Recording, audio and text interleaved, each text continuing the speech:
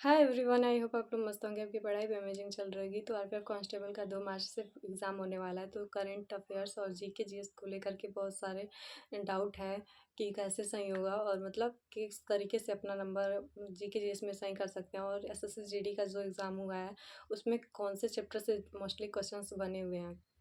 और mock test में भी देखने को मिल रहा है कि कैसे जब कौन से चैप्टर से बन रहे हैं क्वेश्चंस। तो मैं आप लोगों से शेयर करने वाली हूँ कि कैसे तैयार करते हैं करना है। तो मुझे भी करना है क्योंकि मेरे भी जीके जीएस में बहुत ही कम मार्क्स आते हैं, 18 20 22 इसी तरह के क्वेश्चंस बन पा रहे हैं। अभी 50 में से बहुत ज़्यादा कम मार्क्स है, जो कि मुझे लगता है कि करना चाहिए। हम लोग को 30 से 32 क्वेश्चन अच्छे से मतलब कर लेना चाहिए, बट उतना नहीं हो पा रहा है क्योंकि जीएस इतना मतलब बड़ा पोर्शन है और इसमें सब कुछ कवर करना मुश्किल ही है। बट कुछ ऐसे टॉपिक हैं जहाँ से मोस्टली और हर एक मॉक टेस्ट में एग्ज़ाम में देखने को मिलता है। तो उन सारे टॉपिक को मैंने यहाँ पे लिख रखा है, आप लोगों से शेयर करूँगी, आप लोग यहाँ पे देख सकते हैं। और इन सारे चैप्टर को आप लोग बार बार रिवाइज करिए और मैं भी करूँगी ताकि अच्छा स्कोर हो पाए।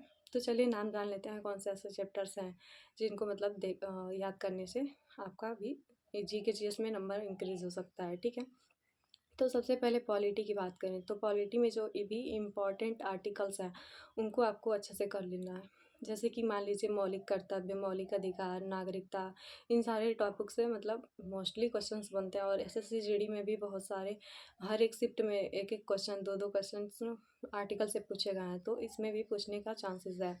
और जो भी संशोधन हुआ है उसको भी अच्छे से याद कर लेना है।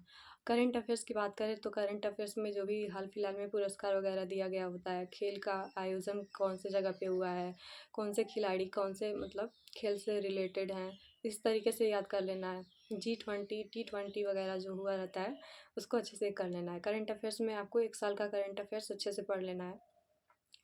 और हिस्ट्री की बात करें तो हिस्ट्री में वंश जो भी मतलब मान लीजिए गुप्त वंश का प्रथम शासक कौन था, अंतिम शासक कौन था, अंतिम और फर्स्ट और उनके जो प्रमुख कार्य होते हैं उसको अच्छे से पढ़ लेना है।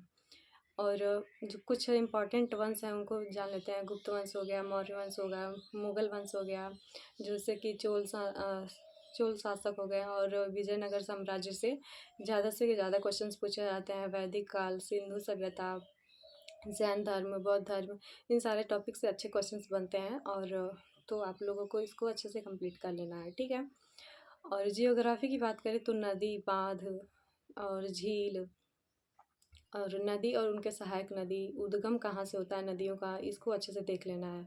और जनजातियाँ जो होती हैं, कौन सी जनजाति कहाँ कौन से स्टेट में कौन से स्टेट से बिलोंग करती है, इससे पूछ लेता है।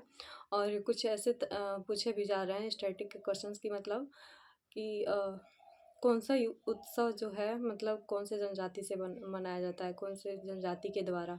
तो इस टाइप के भी क्वेश्चंस बन जा रहे हैं, तो इसको भी फॉलो करना है आपको। स्टैटिक हो गया तो स्टैटिक में क्या करना है, नृत्य उत्सव कि कौन से स्टेट का कौन सा डांस है, शास्त्रीय नृत्य और लोक नृत्य, इसको अच्छे से कंप्लीट कर लेना है। वादक और वाद्य यंत्र से भी क्वेश्चंस मोस्टली बन रहे हैं, तो मॉक टेस्ट में भी देख रहे हैं हर एक मॉक में आपको 1 से 2 क्वेश्चंस ज़रूर मिल जा रहे हैं। तो आपको इन सारे टॉपिक को अच्छे से कंप्लीट कर लेना है। इकोनॉमिक की बात करें तो इकोनॉमिक में आपको 4 ही चैप्टर है, बस आप इसको अच्छे से कंप्लीट कर लेते हैं तो आपके इकोनॉमिक के एक भी क्वेश्चंस गलत नहीं होंगे। इकोनॉमिक का पहला है मान लीजिए आरबीआई। आरबीआई से हर एक मतलब एग्ज़ाम में क्वेश्चन से देखने को मिलता है, तो आपको आरबीआई को अच्छे से पढ़ लेना है। इससे रिलेटेड जितने भी क्वेश्चंस बन सकते हैं इसको अच्छे से कंप्लीट कर लीजिए। पंचवर्षीय योजना, हरित क्रांति और जनगणना। और रही बात साइंस की, तो साइंस में बायो से पूछा जाता है सेल। सेल से जो टॉपिक हो सकते हैं उसको अच्छे से कंप्लीट कर लीजिएगा आप लोग। और फिजिक्स की बात करें तो फिजिक्स में भी यहाँ पे आरपीएफ कांस्टेबल में फिजिक्स के क्वेश्चंस भी इंक्लूड किए गए हैं। मॉक टेस्ट में भी देखने को मिलता है। सबसे ज़्यादा इसमें पूछा जाता है राशि और उसके मात्रक, कौन सा अदिश राशि है, कौन सा सदिश राशि है। और इस तरीके से पूछ लिया जाएगा कि दूरी का मात्रक कौन है, इस तरीके से टाइम का मात्रक क्या है। और केमिस्ट्री में सूत्र वगैरह पूछा जाता है कि सोडियम क्लोराइड का सूत्र क्या है, इस तरीके से। तो ये सारे चैप्टर रहे और आपको क्या करना है, इन सबको अच्छे से कंप्लीट कर लीजिए। आप लोग स्पीडी का भी हेल्प ले सकते हैं, आपके पास अगर लूसेंट है तो लूसेंट से भी पढ़ सकते हैं। मैं फ़िलहाल स्पीडी से पढ़ रही हूँ क्योंकि उसमें जैसे मान लीजिए जियोग्राफी हो गया तो जियोग्राफी के वन लाइनर 4 पेज में दिया हुआ है और हर एक टाइप को अच्छे से कंप्लीट किया हुआ है उसमें। बहुत ही अच्छा है, उसमें प्रैक्टिस सेट वगैरह भी है। बस मतलब अगर चैप्टर वाइज़ अगर टॉपिक की बात करें तो उसमें वन लाइनर बेस पे दिया हुआ है। और फिलहाल मैं उसी को पढ़ रही हूँ, उसके बाद से जो यूट्यूब पे प्रैक्टिस सेट चला जाता है उससे पढ़ती हूँ। तो इस तरीके से फ़िलहाल अपने एक-एक चैप्टर्स को 2-2 चैप्टर्स को लेकर के अपना कंप्लीट करते जाना है, रिवाइज़ करते रहिए, तो आपका भी इंक्रीज़ होगा नंबर जीके जीएस में। तो ये सारे टॉपिक रहे हैं, अगर आपसे इनको आप इसके अलावा आपके मन में अगर कोई डाउट है तो प्लीज़ कमेंट में बताइएगा। और आज के वीडियो में इतना ही, मिलते हैं नेक्स्ट वीडियो में। Take care, bye.